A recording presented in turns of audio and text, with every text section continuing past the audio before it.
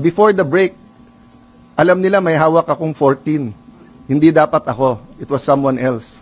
Oh, anong ginawa nila? May ginawa sila para hindi kami umabot ng 14. Oh, but what is the other side doing? We will assume that, 'di ba? Sabi nga nila, manipis ang majority namin. Ang sagot ko lang doon, mas mabuting manipis kaso sa makapal. Majority nga kayo dati, makapal naman. Oh. What do you mean by that? Sabi niya manipis ang majority namin. Yes, Oh. because of the 13, Oh, sir. 'di ba? Okay.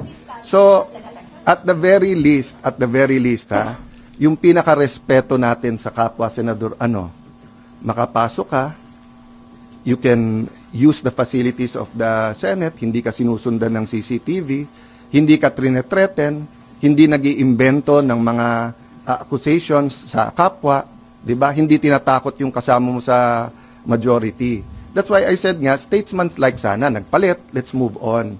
Pero sa ginagawa nila ngayon, parang pinipilit nilang magsalita kami kung bakit tumagal ang palitan ng leadership. So, kung papalitan nila kami, all they have to do is go upstairs.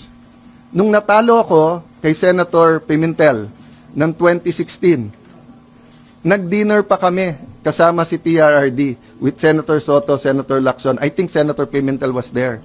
Nagkamayan pa kami sa Malacanang bago. Then I didn't go to the SONA. I didn't go here. Sa SONA na ako pumunta. Oh. Nung nagpalit at naging Senate President si Senator Subiri, wala namang problema eh. Nung umakyat kami ni Senator Escudero, pinakita sa kanya, mga boss, may pirmahan. Yakapan pa kami. Siyempre may konting sinong bumaliktad, sinong ganon. But yun, private lang yun. Di ba? So, nung pumalit si Senator Soto, ang umakyat napaka-close pa sa amin. Umakyat kay Senator Cheese. O siya pa nag-oath eh. O. So, before the break, alam nila may hawak akong 14. Hindi dapat ako. It was someone else. Oh, anong ginawa nila? May ginawa sila para hindi kami umabot ng 14.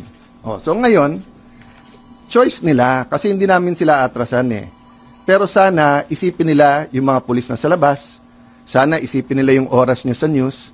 Would you rather be reporting on inflation, on tourism, on gas prices, 'di ba, on education, on the super El Nino? Or would you rather keep talking about Bato? 'Di ba? Wala naman sine si Bato eh. Hindi naman box office yung kay Bato. So may legal issue. So let the court decide. Can't we move on from that? Sir, categorical. Diba? What will you do